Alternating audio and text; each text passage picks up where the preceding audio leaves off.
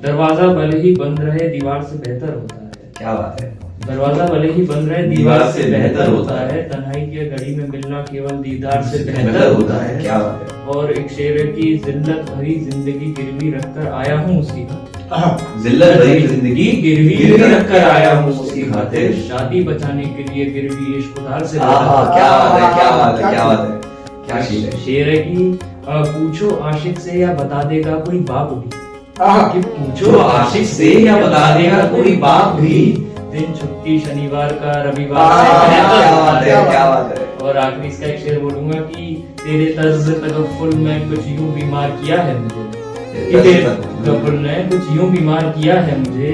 खैर इश्क में एक बीमार कई हजार से। क्या बात है, क्या शेर है, क्या शेर। तो इसमें मैंने एक बाप पे भी शायरी हुई, एक प्यार मोहब्बत पे भी हुई, एक शादी पे भी हुई। तो इसमें जरूरी नहीं सब आपस में कनेक्ट है।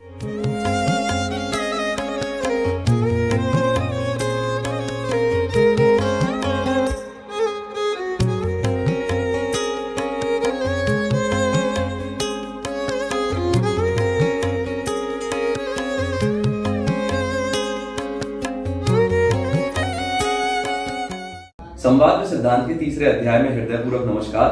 सभी दर्शकों को मैं बता दूं कि ये जो हमारा सेगमेंट है दिस इज अबाउट पोएट्री। और अब मैं बात करूंगा पोएट्री फील्ड के दो बहुत ही एक्सपर्ट और जाने माने लोगों से। ये हमारे कॉलेज के क्लब के दोनों प्रेसिडेंट भी हैं, मिस्टर सौभाग्य शर्मा सर और मिस्टर माधव गौर सर। वैसे तो दोनों को इंट्रोडक्शन की कुछ खासा जरूरत है नहीं, लेकिन फिर भी नई जनता के लिए प्लीज सर अपना थोड़ा इंट्रोडक्शन दे दीजिए। तो मेरा नाम माधव गौड़ है, मैं आगरा शहर से आता हूँ। अगर मैं पोइट्री की बात करूं तो आर्ट फॉर्म है पोइट्री। और आर्ट का कीड़ा आज से तकरीबन 12 साल पहले जब मैंने फिल्म रॉकस्टार देखी थी तब मेरे को काटा। मैंने आफ्टर रॉकस्टार आर्ट फॉर्म में एक्सप्लोर करना शुरू करा। तब मैंने उसके बाद पहले गिटार सीखा, फिर सिंगिंग सीखी और फिर मेरी रुचि पोइट्री में हुई। जब मैंने पोइट्री सीखी तब मैंने विनोद कुमार शुक्ल पढ़ा, प्रेमचंद पढ़ा, फिर मैं उर्दू पोइट्री पढ़ने का है, अहमद फराज, फैज अहमद फैज। जब इनको पढ़ा तो मेरे को दुनिया को देखने का एक नया नजरिया मिला। और मेरे को लगता है मैं जहाँ भी अब पहुंचा हूँ उसके आर्ट फॉर्म का और पोइट्री का बहुत बड़ा हाथ रहा है। मेरे बारे में बात करें तो मेरा नाम सौभाग्य शर्मा है। मैं जालौन जिले के एक छोटे से कस्बे कालपी से बिलोंग करता हूँ। तो जैसे कि माधव ने बताया कि आर्ट उसके जीवन में जब रॉकस्टार्स है, तो मेरे जीवन में खासा मेरे को मूवी देखने का उतना शौक नहीं था। मेरे जीवन में इंट्रोडक्टरी पार्ट पोइट्री ही था। मेरे पिताश्री और माताश्री दोनों लोग थोड़ा थोड़ा लिखा करते थे। तो बचपन से मैं उनकी कुछ पुरानी कविताएं सुनते हुए घर में ऐसे ही चला आ रहा था और मेरे घर का एक वो माहौल वैसा था। तो उसी से मेरे को एक एक्साइटमेंट हुई कि क्या मैं भी कुछ लिख सकता हूँ। मैं बहुत छोटा था, 3rd क्लास में था, तब मैं पहली बार स्टेज पे चढ़ा पापा के स्कूल में ही। तो मैंने वो चीज़ पढ़ी जो नॉर्मल स्पीच दी मैंने। देन उसके बाद मैंने कविताएं लिखना चालू करा। मैंने हरिओम पवार जी को सुना, सबसे ज्यादा मैं उनको सुनता हूँ। कुमार विश्वास जी को सुना मैंने। इन सबको सुन के एक जीवन को देखने का एक नया नजरिया मिला कि आप किसी से अगर कंप्लेन कर रहे हो, सत्ता से कंप्लेन कर रहे हो, तो आप किस वे में कर सकते हो। ये हमेशा सेल्फिश होने की जरूरत नहीं है। समाज को आप क्या प्रदान कर सकते हो वो एक बहुत इंपॉर्टेंट होता है। तो मेरे लिए पोइट्री हमेशा वैसी रहेगी कि आप क्रांति क्या ला सकते हो, व्हाट अबाउट द रेवोल्यूशन। जैसे कि हमने आजादी के टाइम की बात करें तो पोइट्री का उसमें बहुत बड़ा हाथ था, लोक गीतों का बहुत बड़ा हाथ था। तो मैं हमेशा से उस वजह से इस आर्ट फॉर्म से इंक्लूड हुआ, इस आर्ट फॉर्म में आया। और आज मैं जहां पर भी हूँ, जो मेरा सोचने का नजरिया है, जो मैं लोगों से बात कर पाता हूँ, उसमें इसका बहुत बड़ा हाथ है। क्योंकि कहीं ना कहीं मैंने जब ज्यादा लोगों को आपने सुना तो आपको ज्यादा दुनिया का नजरिया दिखाई दिया और उन सबसे आपने सीखा। तो भैया अब अगले सेगमेंट की तरफ चलते हैं। We will talk about your experiences. हम कुछ क्वेश्चंस वगैरह पूछेंगे आपसे। We will keep it raw and unfiltered. तो शुरू करता हूँ कि क्यों सोचें कि जिंदगी में क्या होगा, कुछ नहीं होगा तो तजुर्बा होगा।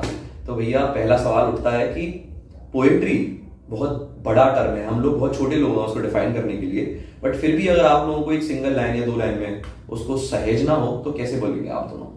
यार सिद्धांत, पोएट्री ना तूने सही बोला, बहुत बड़ा टर्म है। हम लोग तो पोएट्री के पी का छोटा सी मात्रा भी नहीं है। बिल्कुल सही। हम सीख रहे हैं पोएट्री, हम भी कोई दिग्गज नहीं हुए, डेली सीख रहे हैं, रोज सीख रहे हैं। पर पोएट्री मैं अपने लिए बताऊं तो एक ऐसी चीज है कि अगर मैं पोएट्री कुछ बोल रहा हूँ तो शायद मैं बात किसी से नॉर्मल टर्म्स में ना बोल पाऊँ, पर मैंने उसको ऐसे लिख दिया है कि अगर मैं बोलूँ तो मेरी बात 2-3 तरीके से कन्वे हो जाए लोगों तक। और अगर मैं किसी की पोएट्री पढ़ रहा हूँ तो उस पोएट्री के 2-3 माने निकल सकते हैं, जो माना मुझसे कनेक्ट हो रहा है वो मेरे लिए उस मायने से बढ़िया पोएट्री है। हाँ, जैसे कि माधव ने कहा उससे मैं कई हद तक एग्री करता हूँ, बट मुझे क्या लगता है कि मेरे लिए पोएट्री ऐसी रही हमेशा कि समाज में जो दिक्कतें हैं सोसाइटी की, उसको एक दिखाने का एक अच्छा नजरिया। जैसे जब मेरा जो इनिशियली स्टार्ट हुआ रविन्द्रनाथ टैगोर जी को मैंने पढ़ा उस वक्त, अब हम उस वक्त हिस्ट्री जब पढ़ते हैं तो कहीं ना कहीं बहुत ज्यादा ब्रिटिशर्स से इन्फ्लुएंस हो, हिस्ट्री हमारी दब गई। पर जब आप कविताएं पढ़ते हैं, उन्हें कविताएं समझ में नहीं आती थी, हमारी संस्कृति को वो समझ नहीं पाते थे, तो उन्होंने वो उससे छेड़खानी नहीं कर पाई। तो जब उनको आप पढ़ेंगे तो आप उस वक्त की हालातों को समझ पाएंगे, उनमें कल्चर में वो चीजें दिखती हैं, क्योंकि कविता ना हमेशा आपके रॉ इमोशंस होते हैं। जी, जैसे कि जब मैंने लिखा था कि क्या देश बड़ा है मंदिर से या मंदिर बड़ी इमारत है, तो ये बात अगर मैं सीधे सीधे कहने जाता तो कहीं ना कहीं लोगों को लगता कि मैं लेफ्ट विंग का हूँ, या कहीं ना कहीं लोगों को लगता कि मैं हिंदुइज्म के खिलाफ बोल रहा हूँ। पर जो बात मैंने कन्वे करना चाहिए वो कविता के माध्यम से बहुत सुंदरता से निकली, और आज तक लोग जब ये वाली कविता मैं गाता हूँ तो कई तालियों से सराहते हैं, और मेरे अलावा भी बहुत लोग इसको सुनना बोलना पसंद करते हैं। तो हम सब मतलब काफी आतुर रहते हैं कि आप जब मंच पे चढ़े तो हम आपसे ये कविता सुने, और आज हम आपको सुनवा के ही छोड़ेंगे, यकीन मानिए। चलिए आगे बढ़ते हैं, इसी श्रृंखला में बात करेंगे अबाउट कि मान लीजिए अब आप लोग तो काफी दिग्गज हैं, आप लोग काफी सालों से लिखते आ रहे हैं, इवन मैं भी काफी सालों से पोएट्री लिखते आ रहा हूँ, लेकिन अगर एक नए बच्चे को जो बिल्कुल बुनियादी तौर पे पोएट्री सीखना चाहता है, समझना चाहता है, बेसिक से लेके about performance and content both thing, तो क्या वो जर्नी रहेगी? मैं माधव भैया से जानना चाहूंगा पहले इस सवाल का उत्तर। पता है, सबसे पहले लिखने से पहले इंसान का सबसे बड़ी चीज होनी चाहिए पढ़ना। मैं कहूंगा जो लिखना चाह रहा है उसको सबसे पहले पढ़ना चाहिए। मैं आज स्टेज पे जाके अगर कोई गजल पढ़ता हूँ तो मानो मैंने उससे पहले 5000 गजलें पढ़ी हुई हैं। सही बात है। तो मैंने 5000 गजलें पढ़ी है, मेरे को पता है गजल लिखने का मीटर क्या है, उसको किस बहर में लिखूं, उसमें क्या शब्द यूज करूं और क्या ऐसा लिखूं जो कि ऑडियंस से ज्यादा कनेक्ट हो और मेरी बात भी कन्वे हो जाए। तो इंसान को पढ़ना चाहिए, इंसान पे ख्याल होंगे तो वो लिख पाएगा। पहले ख्याल होना सबसे पहले जरूरी है, आपके पास ख्याल नहीं है तो आप लिख नहीं पाएंगे उस चीज। बिल्कुल सही बात है। भैया आपसे मैं ये जानना चाहूंगा कि हम जैसे पोएट्री क्लब है हमारे यहाँ पे, तो हम लोगों का मतलब पर्सोना भी शेप करते हैं in the form of performances.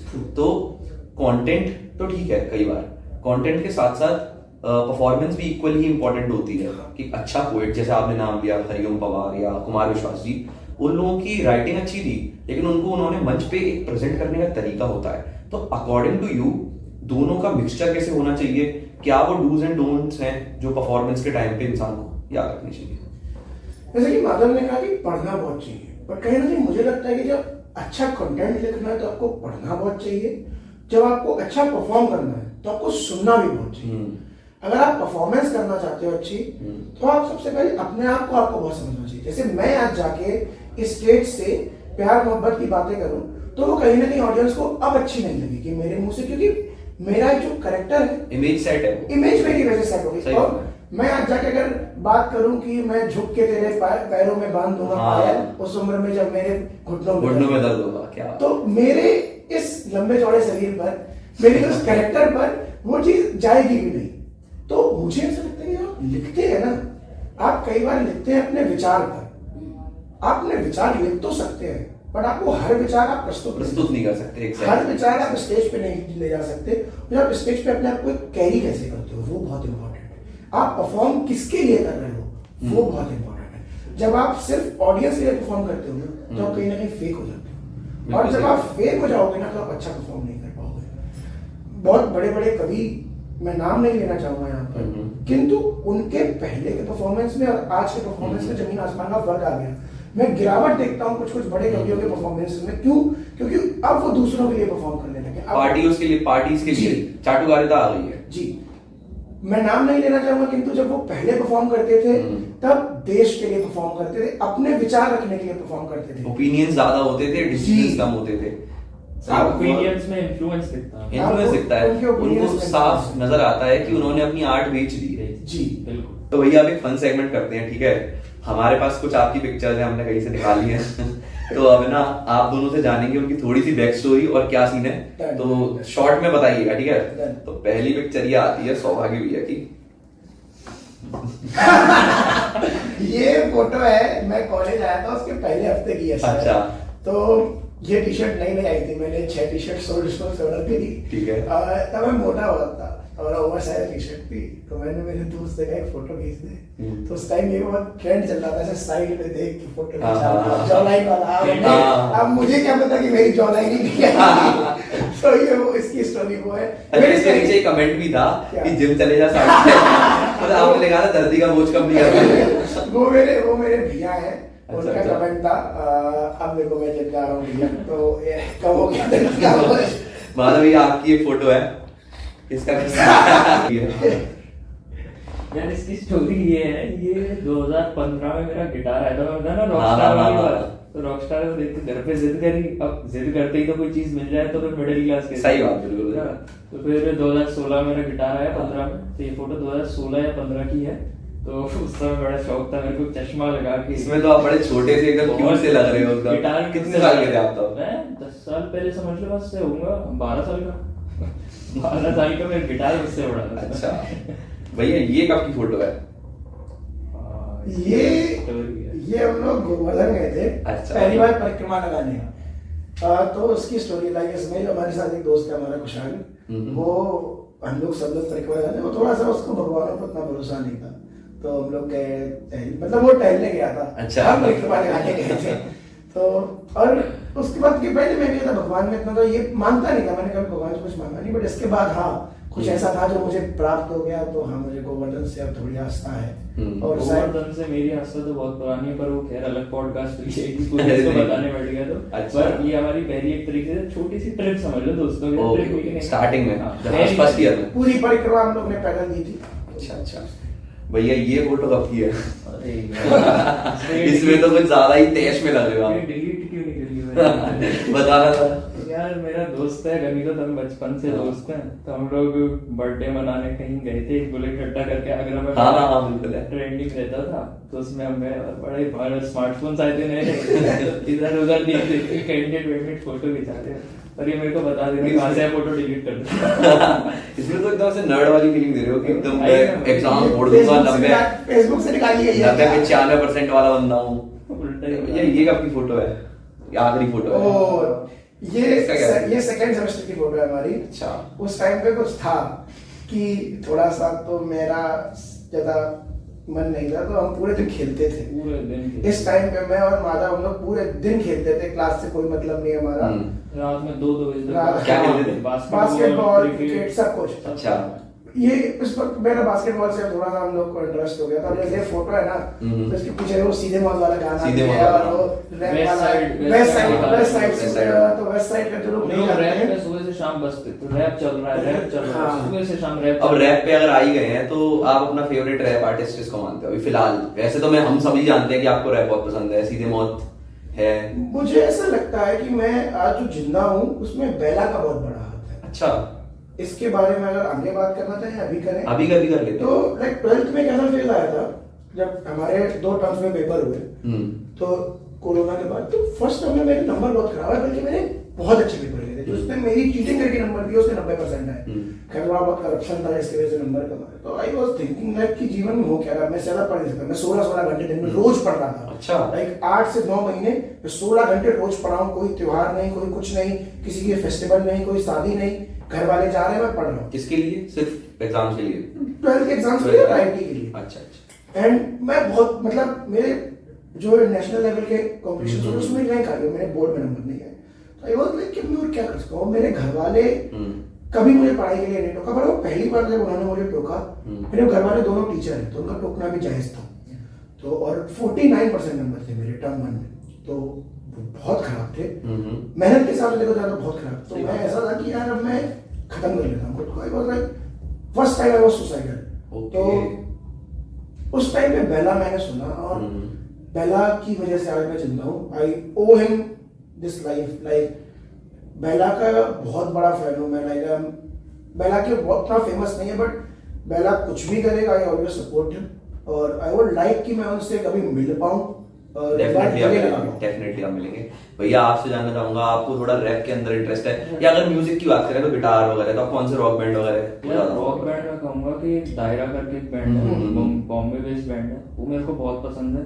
फिर एक बहुत पुराना बैंड होता था कॉर्नर शॉप करके, मेरा बहुत बहुत फेवरेट बैंड है। मतलब मेरे को ये इंडी बैंड्स होते हैं ना, हाँ। ये सुनने में एक्सप्लोर बॉम्बे क्वायर, कारवां, ये सब बहुत मजा आता है इन सब सनम। सुनने में। और रैप की बात करें तो यार बेला ना, मैं फर्स्ट सेमेस्टर में आगरा से मथुरा डेली अप डाउन करता था। ठीक है। तो मैं ना 2 घंटे नॉन स्टॉप मेरे गान में सुबह से शाम तक बेला ही बजता था। और हम दोनों की दोस्ती बेस्ड बेला पे ही बेस्ड। हम फर्स्ट सेमेस्टर में जब मिले तो मैंने उससे पूछा तू भी रैप सुनता है? अच्छा। और बेला सुन रहा था। हाँ। सर मैंने दिखाया मैं भी बेला सुन रहा हूँ। आप लोग सेम क्लास में थे? सेम क्लास में थे हम लोग, अभी तक सेम क्लास में। बेला का उस टाइम पे गाना आया था, कौन सा, हम्बल पोएट्स आया था, बिग स्माइल के साथ। बिग स्माइल के साथ एक गाना आया था, हसल 1.0 में, जब उसके बाद की बात है ना ये तो? हाँ, एक ब्रेकअप स्टोरी आया था, हाँ, बिग स्माइल का और बेला का, तो वो हम लोग ने बहुत सुने हम लोग। सुबह से शाम तक बेला बज रहा है, बिग स्माइल बज रहा है।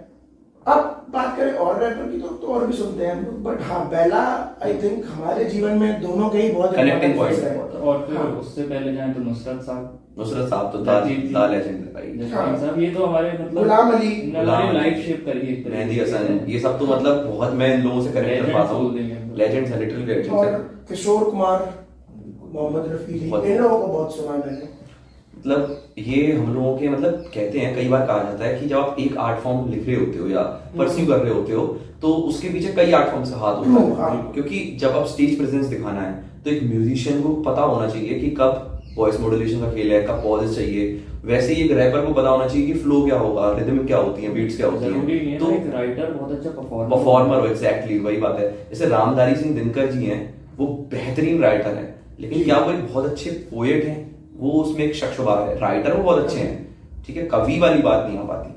अच्छा भैया, तो अब एक क्वेश्चन पूछते हैं कि आप अपनी पूरी अभी तक की जो जर्नी रही है उसको अगर एक सिंगल टर्म में माधव भैया की जर्नी को अगर डिफाइन करना हो आपको, और अगर इनकी जर्नी को आपको डिफाइन करना हो, तो वो टर्म क्या रहेगा? वैसे तो आपकी जोड़ी काम है नैनकोर वाली है, हमको पता ही है, लेकिन फिर भी आई फील लाइक माधव बहुत ज्यादा लाइक फॉरगिविंग है कहीं ना कहीं। कभी कभी इतना नहीं होना चाहिए। बंदा बहुत शांत है, थोड़ा सा अस्थिर है। कल हम लोग बात भी कर रहे थे, शांत बहुत है, फॉरगिविंग बहुत है, और आज नहीं तो कल इस बात की श्योरिटी है कि माधव जीवन में सक्सेसफुल बहुत होगा। लाइक जो इसके ट्रेड्स हैं, अगर ये उसको कुछ चीजों को सही कर दे, प्रोक्रेस्टिनेशन कम कर दे थोड़ा सा, क्योंकि एक उम्र के बाद हो ही जाता है वो चीज जब आपकी रिस्पॉन्सिबिलिटी पड़ेगी। बट हाँ, मैं अगर ऐसे कुछ वो देना चाहूँ सलाह, तो मैं यही देना चाहूंगा कि थोड़ा सा फॉरगिविंग कम हो सकता है। इसे पता सब रहता है, बट चलो ठीक है, इस बार लेट गो कर देते हैं। हाँ, जैसे ये चीज हमने तुमको भी समझाने की कोशिश करी, फिर उस पर बाद में आएंगे, बट ठीक है। हाँ, मैं ये कहना चाहूंगा इसके बारे में। और इसके बारे में बताऊं ना, तो मेरे को लगता है इसमें एग्रेशन बहुत है, और किसी चीज को अगर इसने अपना फोकस लॉक कर लिया तो उस चीज पे अब ये बहुत फोकस हो जाएगा कि अब मेरे को चाहिए एक्सट्रीमिस्ट काइंड ऑफ थिंग, वो मेरे अंदर भी पर बहुत है। हाँ, ये हो जाता है कि कई बार शायद उस एग्रेशन में इससे ऐसी बात मुझसे निकल जाती है, कहीं ऐसी सेटिंग में जहाँ शायद नहीं निकलनी चाहिए। तो मैं इसको वही बोलता हूँ कि थोड़ा सा अपना ये देखें कि बोलने से पहले एक बार एनालाइज कर लो कि कहाँ क्या बोल रहे हो, क्यों। हो सकता है उसका आज नहीं, कल नहीं, परसों हो सकता है कुछ कॉन्सिक्वेंस आ जाए जो तब इफेक्ट कर जाता है। चलो, आप लोगों ने तो फ्री की एक सलाह भी दे दी, ठीक है, ये अच्छी बात है। अब भैया एक क्वेश्चन पूछते हैं रिगार्डिंग, वापस आते हैं थोड़ा पोएट्री पे, कि जैसे एक पोएट होता है फॉर एग्जांपल, उसके पीछे उसकी फैमिली का बहुत एक बड़ा हाथ होता है। बिल्कुल, जीन्स में ये चीजें मेरी भी हैं, मेरी मम्मी भी एक राइटर है ना। तो मैं आप लोगों से जानना चाहूंगा कि आपकी फैमिली ने ये चीज जब आप उनको बताते हो तो उनका रिएक्शन क्या होता है पहले, और किस हद तक वो आपके इस पैशन को समझ पाते हैं? अगर मैं स्टार्ट करूँ तो जैसे मैंने बताया कि मेरे मम्मी पापा दोनों लोग कुछ ना कुछ लिखते थे, और दोनों बहुत एजुकेटेड बैकग्राउंड से, लाइक दोनों टीचर है। तो उन्होंने, जब मैंने ये चीज पहले करी तो ये तुमने ही लिखा, मुझे मतलब माँ सरस्वती का आशीर्वाद मान लो, जो मैंने पहली कविता लिखी वो बहुत अच्छी लिखी थी। ह्यूमंस कॉन्शियसनेस पे, ह्यूमन साइकोलॉजी पे मैंने शुरू में लिखना चालू करा। मैंने पहले से रिवोल्यूशनरी लिखना चालू नहीं करा, और मैंने किसी को नहीं पढ़ा था। अच्छा, मैं कलम उठाई लिख गया, ऐसा सीन था। मैंने किसी को एक कवि नहीं पढ़ा। I am not a very well read. मैं माधव को बोलता हूँ, माधव ने बहुत पढ़ा है, माधव ने बहुत पढ़ा है। मैं तो वेल रेड नहीं, मैं स्टोरीज ज्यादा पढ़ना पसंद करता हूँ। मुझे ऐसा लगता है कि अगर किसी कवि को पढ़ते हो ना तो उसके ऐसा लिख रहे हो, इन्फ्लुएंस हो जाता है आपकी राइटिंग। मैं वो नहीं चाहता कभी मैं कहानी सुन रहा हूँ। बट मेरे मम्मी पापा, जैसे मेरे पापा जिस बैकग्राउंड से आए, नीचे से उठ के बहुत ऊपर तक आए, मैं कभी पापा जी कभी बोल नहीं पाया सामने से। आज माध्यम है। हाँ, अगर आज मैं बोलना चाहूँ तो ये रहेगा कि मैं जीवन में मतलब बहुत कुछ जो मैच्योरिटी ला पाया अपने अंदर, अपने सोच में। मैं बहुत बच्चा था, मैं कभी सीरियस नहीं था, एंड मैं घर वालों से बहुत लड़ाई होती थी मेरी। अच्छा। मैं एक अकेला बच्चा था, बहुत 9 सालों तक। मेरी बहन छोटी है मेरे से 9 साल, तो उन्होंने मुझे बहुत लाड प्यार दिया। तो उन्हें हमेशा कहीं ना कहीं मेरी सिक्योरिटी की वो रहती थी। मेरे साथ भी सेम यही होता है। उन्होंने कई चीजों के लिए रोका, और हम बच्चे थे तो हमें समझ में नहीं आ रहा था कि यार हमें क्यों रोका। वो लड़का तो इतने मजे कर रहा है, मैं क्यों नहीं? ओवर प्रोटेक्शन लगती थी वो चीज। तो बट आज मैं देखता हूँ कहीं ना कहीं वो कठोरता जो उस टाइम पे थी, उसकी वजह से मैं आज अपने ऊपर प्राउड कर पाता हूँ, अपने ऊपर गौरवान्वित कर पाता हूँ। और जिस जगह से पापा ने आके मुझे सब कुछ दिया, और जो एक मतलब बोला चाहिए जो सबसे इम्पोर्टेंट चीज, जो विचारधारा दी। क्योंकि पैसा, चीजें सब लोग दे देते हैं, पर एक विचारधारा, एक समझ, वो एक बहुत इम्पोर्टेंट है। और उस समझ की वजह से कहीं ना कहीं आज मेरी पोइट्री है जो है। और कहीं ना कहीं ये भी होता भी है कि जो उन लोगों की सिक्योरेंस थी ना, वो हमें तब समझ नहीं आई। लेकिन आज हम जैसे जनरेशन को देख भी पा रहे हैं, हम लोग देख पाते हैं कि लोग आजकल किस माइंडसेट के साथ अपनी जीवन परस्यू करते हैं। तो कहीं ना कहीं ओवर प्रोटेक्शन उस वक्त था। मेरे पेरेंट्स ने भी कहीं ना कहीं, मुझे लगता था कि यार मेरे पेरेंट्स भी, मतलब मैं क्योंकि इकलौता लड़का हूँ घर में, तो मेरी बहन भी मुझसे काफी छोटी है, तो ये लगता था कि यार मेरे लड़का हूँ, फिर भी मेरे आसपास के लोगों को बहुत जल्दी एक्सपोजर मिल गया काफी चीजों का, बट मुझे नहीं मिला। बट आज ये लगता है कि उस जो समय उन्होंने मुझे सिक्योर रखा, तो मैं काफी अनीतियों से बच गया। तो वही है ना, जब हम उनकी जगह पहुंचेंगे ना, हाँ, सही बात है, exactly हो जाएंगे। आज हमको नहीं समझ में आएगा। सही बात है। अब आप ही से जानना चाहूंगा कि about your family and all. मेरे घर में ना कोई पोएट्री बैकग्राउंड से है ही नहीं। मेरे पापा बिजनेसमैन है, ओके। मदर हाउसवाइफ है। मेरे रिलेटिव्स में 80% डॉक्टर्स हैं। अच्छा। मैं डॉक्टर्स की फैमिली में आता हूँ। मतलब हमारे में आर्ट्स तो छोड़ो, साइंस के अलावा कॉमर्स का कोई नहीं होगा। ठीक है, सही बात है। इतना मैं साइंस वाली फैमिली से आता हूँ। बट मेरी मदर सिंगर रही है, तो बचपन से मैं उनको सुनता आया हूँ। और कहीं ना कहीं जब मैंने पढ़ा, मेरे सब लोग घर में सब पढ़ाई में बहुत अच्छे हैं, नीट ऑल रैंकर्स हैं, जेई रैंकर्स हैं। मैं थोड़ा सा आर्ट की तरफ मेरा इंक्लिनेशन रहा है हमेशा से। तो उस पर मेरे घर वालों को यही शौक हो जाते हैं कि तूने ये लिख दिया। हाँ। तो मतलब ये कब परफॉर्म कर रहा है, कब लिखा, किसने सिखा दिया? हाँ, ये कहाँ से आ गया तेरे अंदर? अब तो डॉक्टर्स थे। ये सोच तेरी क्यों आई? सही बात है। They are amazed। हाँ, अच्छा, अब बात करते हैं भैया कि जैसे आप लोगों की फिलोसफी क्या रहती है when you write something, तो what is the complete process or structure? For example, आप कई, जैसे मैं अपना बताऊं, मैं दोनों तरह से ले सकता हूँ कि मेरे विचार आए, मैंने पेन डाउन कर दिए, या मुझे टॉपिक मिला, मैंने उसके ऊपर रिसर्च करी, फिर पेन डाउन करे। तो एक नॉर्मल अगर आपको अपना एक कंपोजिशन लिखनी है फॉर एग्जांपल, तो मोस्टली केसेस में, क्योंकि आप लोगों के साथ भी ये दोनों चीजें होती होंगी, हाँ। कि कई बार हमें टाइम रिस्ट्रिक्टेड लिखना पड़ता है या इवेंट रिस्ट्रिक्टेड लिखना पड़ता है, तो क्या होता है कि कई बार या मोस्टली केसेस में क्या होता है? यार मोस्टली ना, जो तुमने बताया वो तो है ही कि कभी उठे एकदम नींद से, एक लाइन आई, एक मिसरा आया, Exactly। एक मिसरा आया, अब उसको जाने नहीं दे सकते, इतना प्यारा मिसरा आया है, उसको तुरंत लिख दिया। और उसको शाम को बैठ के उस टाइम लिखते हैं, कुछ लिखते हैं, उसको बनाया 1-2 दिन में बना लिया था। अब कभी जैसे हम कॉम्पिटिशन में जाते हैं, बॉम्बे गए, है ना, अलग अलग जगह। मैं आप लोगों को सभी को बता दूं, ये लोग बहुत मल्टीपल जगह जीत के आ चुके हैं। हमारे क्लब का, हमारे कॉलेज का नाम लोगों ने बहुत जगह रोशन किया है, और नेशनल लेवल विनर्स रहे हैं दोनों लोग पोएट्री में। तो बहुत मतलब पके हुए चावल हैं तीनों ही लोग। मतलब तो वही बात है कि दोनों कंडीशंस में होता है। बट जैसे कि किसी ने, जैसा अभी मैं फैरी मदानी साहब का एक फाउंडेशन है, उनका कंपटीशन था, तो वहां से मेरे को तरही मिसरा मिला। मेरे को एक दिन में लिखना था, तो मैंने एक दिन में फटफट एक गजल लिख दी। ठीक है। वो बहुत प्यारी गजल लिखी। पर अब मेरे को एक कोई, मैं सुबह उठाऊं, अब मेरे को आ गया कोई मिसरा ध्यान में, तो मैं आराम से लिखूंगा उसको, आराम से अपने हिसाब से। हाँ, उसको डायरेक्शन देके, हेलते फिरते डायरेक्शन देते हुए अपनी मंजिल तक पहुंचा। ये मेरा सीन रहता है कि एक लाइन चमकती है, एक शेर बन जाता है, फिर शेर से गजलें बनती आती है। हाँ भैया, जैसे मेरा ये रहता है कि वो दोनों चीजें तो रहती हैं। वो लाइक मुझे लगता है अगर आप पोएट हो तो आपको दोनों चीजें आनी चाहिए। बट मैं जब लिखने बैठता हूँ, मैं 2 टाइप से मेनली लिखता हूँ। एक, मैं क्या लिखना चाहता हूँ, और एक समाज को क्या जरूरत है। ऐसा नहीं है कि तुम लोग ने मेरे से मंच से कभी प्यार मोहब्बत नहीं सुना। सुना है, तो मतलब साड़ी बचा रखी है हमने सब सुना है। तो अगर मैं मतलब भरे मंच में कभी कभी क्या कोशिश करता हूँ, जब ज्यादा गैदरिंग है तो मैं कुछ मैसेज दे पाऊँ कि आज कोई सुन के कुछ एक नया विचार है उसके दिमाग में। आपने एक बहुत अच्छी बात कही थी, sorry to interrupt you, but बात ये है ना कि आजकल जो पोएट एक समाज है हमारा, जो एक शायरी शेर, ये हम लोग अपने आप को जैसे देख पाते हैं, बाहर की दुनिया ना हमें उस तरह से नहीं देख रही है। उनको आज ना लड़कीबाज और ये इन चीजों में ओपन माइक पे जाते हैं कि ये तो मतलब छेड़ाछाड़ी चल रही है या प्यार मोहब्बत, मोस्ट लोग श्रृंगार पे लिखते हैं। तो आपसे इस चीज में एड ऑन करूंगा कि वीर रस एक बहुत मतलब कठिन रस है लिखने के लिए, क्योंकि जब आप सोसाइटी की ऐसा बोल बात करते हैं, सोसाइटी को जरूरत है वीरता एंड करेज की। तो कैसे वो शिफ्ट आया कि यार, क्योंकि आजकल के लोगों को सुनना नहीं है वीर रस, जरूरत है बट सुनना नहीं है। सुनना वो वही आशिकी चाहते हैं, उस पर ही ताली बजती है। आप अच्छी तरह वाकिफ है। जैसे माधव ने अभी थोड़ी देर पहले मुझसे कहा था कि तू अग्रेसिव बात है, कहीं ना कहीं वो अग्रेशन ही है जो मुझे ये कवि बनाता है। मेरे अंदर का जो अग्रेशन है, मुझे डर नहीं लगता। क्योंकि मैं कुछ गलत नहीं करता कभी, तो मुझे किसी से डर नहीं लगता। मैं मोस्टली ये रहता हूँ कि मैं अकेले जब हूँ तो मुझे दुनिया की किसी चीज से डर नहीं लगेगा। कुछ लोग जो मेरे बहुत करीब है, जैसे माधव, हर्षित, मेरी दोस्त और कुछ लड़कियां, जब ये फर्स्ट ईयर में ये लोग नहीं थे तो मैं बहुत अग्रेसिव था। मैं किसी से कुछ नहीं सुनूंगा, मैं किसी को सुन के नहीं लूंगा। अभी भी जब कुछ पॉलिटिक्स होती है यहाँ पर कॉलेज में हमारे, तो मैं बहुत अग्रेसिव, मैं कोशिश करता हूँ मैं खेल जाऊँ और मैं फ्री हो पाऊँ, क्योंकि मुझे किसी को खोने का कुछ डर रहा है। तो वो चीज़ है, वो कहीं ना कहीं मेरे पैन में आती है। वो कहीं ना कहीं वो जो वीर रस है, वो चीज़ मेरे पैन में आती है। मुझे ये लगता है कि यार हमारी धरती ने महाराणा प्रताप, चंद्रशेखर आजाद, भगत सिंह को जन्म दिया है, जिन्होंने अपने देश से प्रेम करा।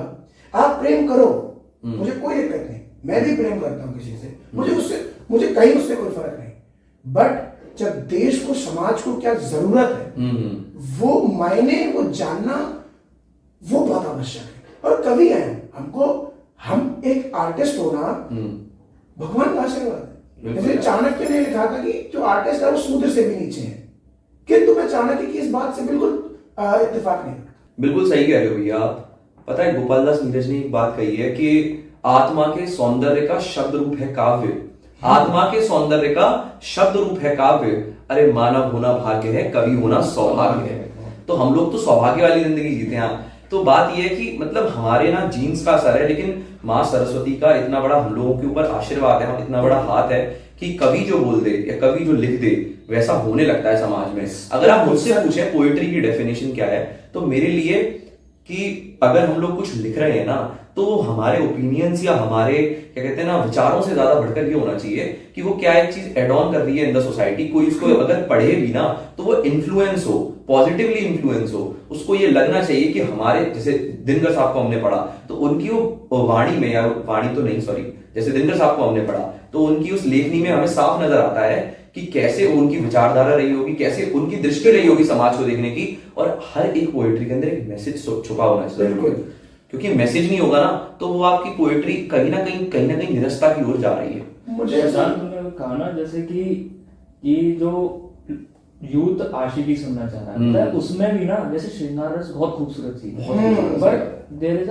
उसमें बहुत थिन लाइन है, इतनी थिन लाइन है वल्गैरिटी और सुंदर कविता में, मतलब इतनी थिन लाइन है, उसको जो समझ गया वो एक अच्छा कवि हो सकता है। श्रृंगार रस में ना आजकल मोस्टली लोग ना बहुत स्कैटर हो गए हैं। मैं आपको बताऊं, स्टोरी टेलिंग में, ओपन माइक में, आजकल वल्गैरिटी में डार्क दिखा रहे हैं और उसकी कोई जरूरत नहीं है।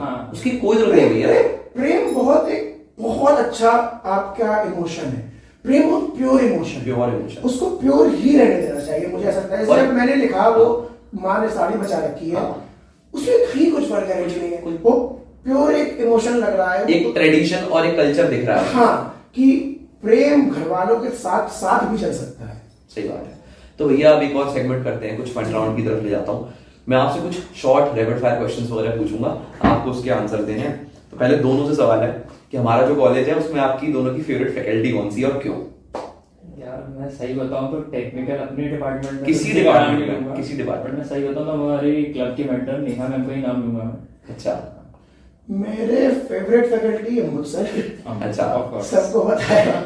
अब मुझे नहीं पता क्यों, मुझे नहीं पता कैसे, हमारा एक कनेक्ट, मुझे वो लगता है मैं उनके बहुत सम्मान करता हूँ और आई गेस वो सिर्फ कॉलेज तक नहीं, आगे भी जीवन में जब जाऊंगा तो एक वो फैकल्टी होता है इसका आप पिता तुल्य आदर कर सको, वो वैसा रहेगा। और नेहा मैम तो एट द एंड है, Neha ma'am is like always एक वो सपोर्टिव जो mentor and assistant kind of. मैं आपको बहुत क्लियर बोलूं तो हम लोग बहुत बातें करते हैं और उनका जो हमारा बॉन्ड है वो वैसा नहीं है कहीं पे भी कि teachers beyond college beyond exactly, वो तो एक हमारा ना वैसा एक लाइफ टाइम बॉन्ड बन चुका है, सिक्योर्ड। तो भैया मैं अब आपसे ये जानना चाहूंगा कि वो कौन सा ऐसा विषय या टॉपिक है पोएट्री के अंदर या एनीथिंग अबाउट कि उस विषय पे आप कभी कुछ नहीं लिखना चाहेंगे या कोई आपको मुंह मांगी रकम भी दे तो भी नहीं? मुझे ऐसा लगता है कि एक जो कवि है जैसे वीर सा कवि है उसका एक दायित्व बनता है कि हमेशा सत्ता पे क्वेश्चन उठाता रहे। और मैं अपने आप को क्रिटिक कवि बोलता हूँ, I am a critic poet. मैं कभी भी सत्ता की चाटुकारिता पे नहीं लिखूंगा कभी भी। एक कविता ना हमेशा पंच अप होनी चाहिए, बिल्कुल। कभी पंच डाउन नहीं करना चाहिए किसी पे। हमसे ऊपर जो है हम उन पे सवाल उठा सकते हैं। कविता एक माध्यम है, पंच अप। भैया आपसे मैं ये जानना चाहूंगा क्योंकि मेरी शुरुआत भी कुछ ऐसी सी गई रही थी कि मैंने पहले हिंदी लिखा फिर मैं उर्दू की तरफ गया। तो ये उर्दू का ये जैसे गजलें आपने पढ़ी, नज़्म पढ़ी हैं, तो आपने ये चीज कहाँ से परस्यू करी? क्योंकि फैमिली तो हम सभी की हिंदू बैकग्राउंड से आती है या सब लोग हिंदी ही बोलते हैं। मतलब जैसे मेरी फर्स्ट लैंग्वेज जो होती है वो हिंदी है, हम सोचते हैं हिंदी में। बट जब मैंने उर्दू पोएट्री पढ़ी तब मेरे को उससे इतना कनेक्ट मिला ना कि मेरे को लगा ये तो मेरी बात कह रहे हैं, जो मैं सोच रहा हूँ वो कह रहे हैं पर एक अलग जुबान में कह रहे हैं। एसेंस है, एसेंस है। और मैं तो ये भी मानता हूँ कि हमको किसी भाषा को किसी मजहब से नहीं जोड़ना चाहिए। बिल्कुल बिल्कुल। एक हमारी हिंदुस्तानी जो जुबान जो हम बोलते हैं उसमें उर्दू का बहुत बड़ा इन्फ्लुएंस है, बहुत बड़ा इन्फ्लुएंस है। जो अभी हमने जितनी बात करी हुई उसमें हमने कितनी उर्दू की शब्द बोल दी हमें भी नहीं पता। एंड इवन पता है जो बहुत अच्छी पोएट्स निकले हैं, जो एकदम ग्राउंडेड निकले हैं हमारे धरती से, उन लोगों ने कभी ये मजहबी बातें करी ही नहीं है। पोएट का ही दायित्व बनता है कि वो धर्म को और अपनी कला को अलग रखे। बात आपने जैसे कि आज पंजाब के इतने पोएट्स हैं उनकी भाषा में उर्दू दिखती है। और उर्दू जो है वो लखनऊ की लैंग्वेज है। उर्दू जो स्टार्ट हुई है वो स्टार्ट इनिशियल पॉइंट लखनऊ है।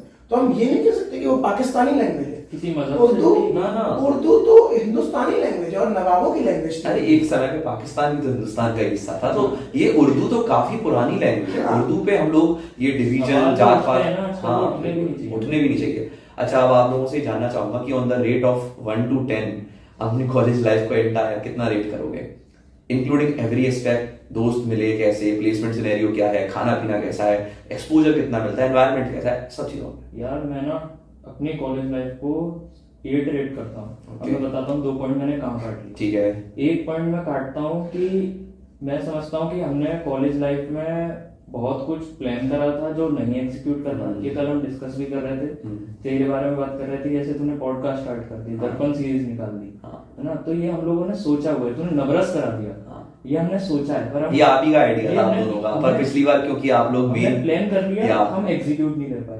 पर ऐसी कई चीजें थी कि हमको करनी थी, हमने प्लान कर ली पर एग्जीक्यूट नहीं कर पाई। एक पॉइंट कट गया।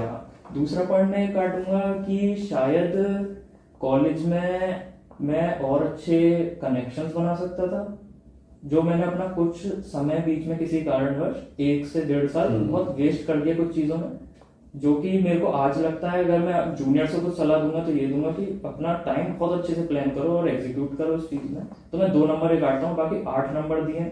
उसमें अनलिमिटेड मेमोरीज, ट्रिप्स, दोस्त इतने बढ़िया मिले, इतने अच्छे लोग मिले, इतना सीखने को मिलता है। मैं जूनियर से भी बहुत कुछ सीखता हूँ, सीनियर से भी बहुत कुछ सीखता हूँ। तो आपकी सहजता या आपकी ह्यूमिलिटी है वो आपके मतलब चरित्र में दिखता भी है। और भैया आपसे जानना चाहूंगा, मैं तो अपने आप को 10 दे देता हूँ क्योंकि हम भले अपने आप को नहीं, आपको तो 10 कॉलेज लाइफ क्योंकि कई ना चीजें डिपेंडेंट हो जाती है ना कई चीजों पे।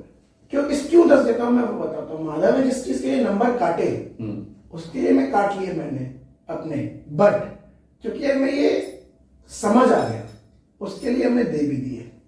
क्योंकि अब मतलब अब मैं देखो एक सलाह देना चाहूंगी, 10 नंबर तो मैं क्या ही बोलूं, नंबर तो एक्चुअली रेट कर नहीं सकते टू बी वेरी ऑनेस्ट। क्योंकि मुझे कॉलेज ने सब कुछ दिया, मुझे जीवन दिया, मुझे प्रेम दिया, मुझे पहचान दी और मुझे क्लब ने, मेरे कॉलेज ने, देखो मुझे जूनियर से बहुत सम्मान भी मिला, मुझे सीनियर से भी बहुत सम्मान मिला, मुझे आदर मिलता है। तो मुझे कॉलेज में सब दिया, तो मैं नंबर तो क्या ही काटूं। बट मैं वही माधव ने कहा हमने प्लान बहुत किया, हमने प्लान बहुत किया।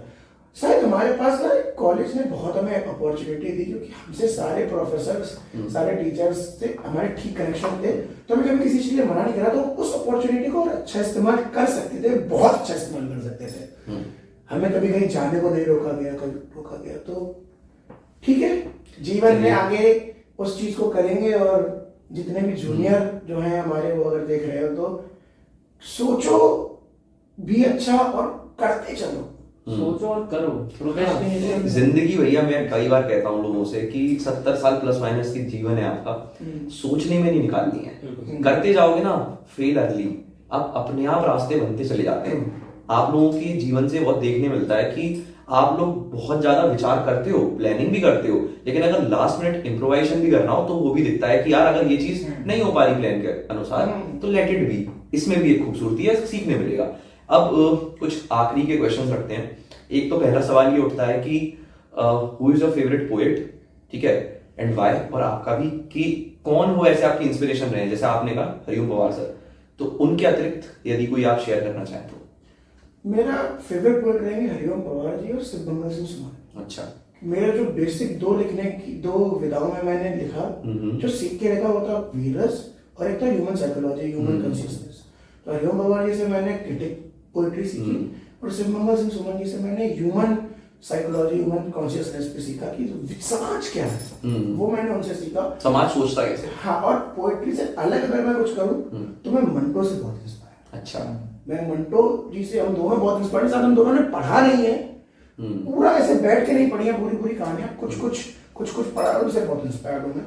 तो ये रहेंगे मेरे। बाकी जो प्रेम पे लिखता हूँ, वो तो प्रेम तो खैर प्योर इमोशन है, जो मन से निकल मन के भीतर हर किसी के प्रेम है, वो निकलता है, अलग अलग माध्यम से निकल सकता है। हाँ भैया, मैं अपने बताऊं तो बचपन से मैंने पढ़ा, विनोद कुमार शुक्ला भी उनका देहांत हो गया, बड़ी दुखद खबर मिली। और उनने जो लिखा, जैसे कि हताशा से एक आदमी बैठ गया था, मतलब वो इंसान पढ़ ले तो मतलब इस इंसान की हम तारीफ करते ना थके कि क्या लिख दिया इस इंसान ने। मतलब उनको ना वो चीजें दिखती हैं जो हम कभी देख भी नहीं पाएंगे। और जब हमने सुनी तो यार ये तो हमने सोचा था शायद कभी, पर इन्हें नए नजरिए से बताया। हाँ, ये जैसे विनोद कुमार शुक्ल हो गए, जिया मोइनुद्दीन हो गए, अभी उनका भी कल परसों देहांत हो गया, 13 तारीख को उनका देहांत हुआ है।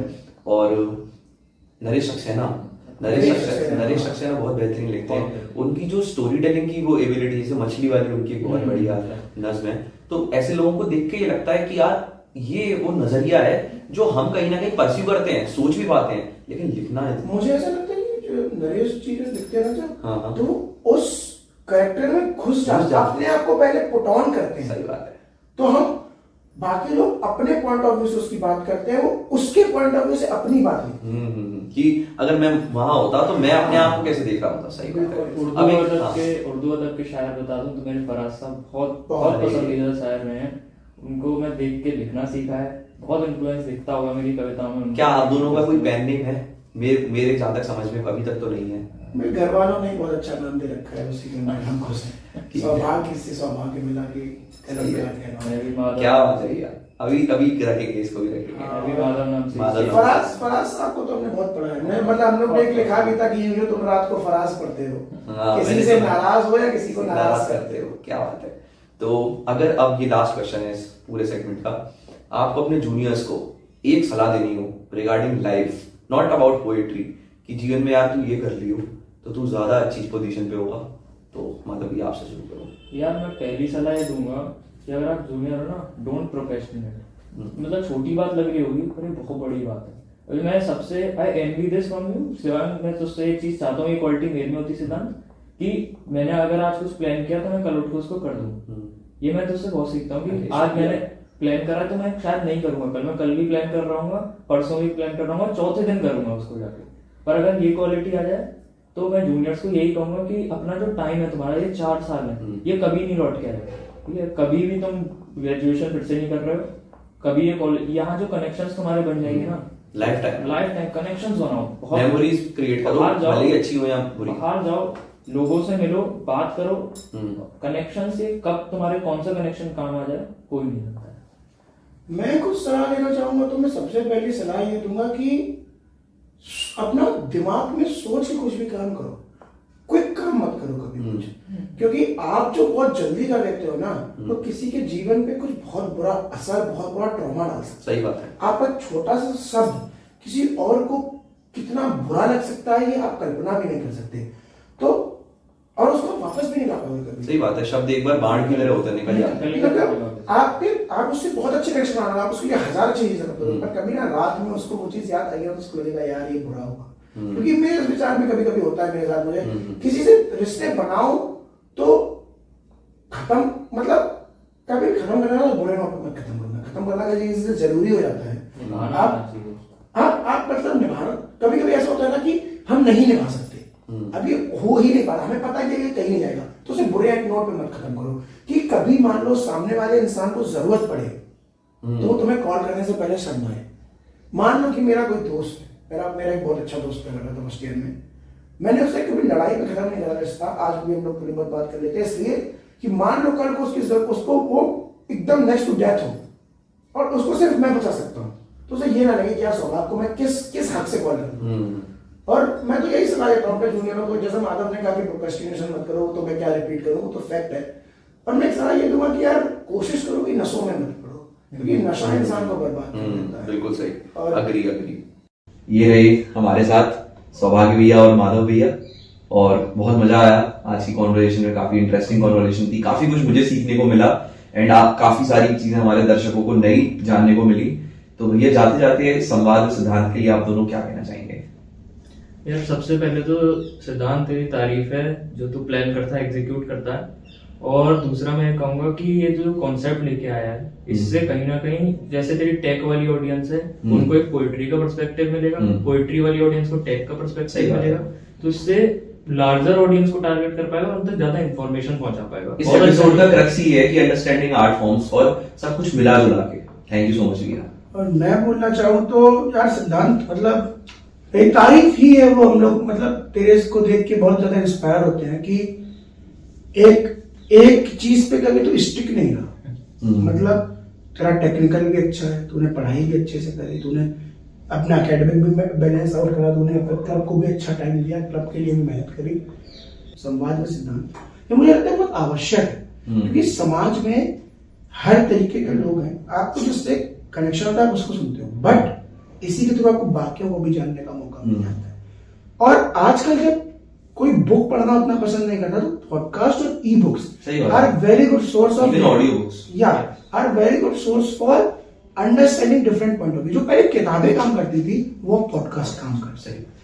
तो thank you so much guys, अगले अध्याय में मिलते हैं बहुत जल्द। मेरा नाम सिद्धांत है।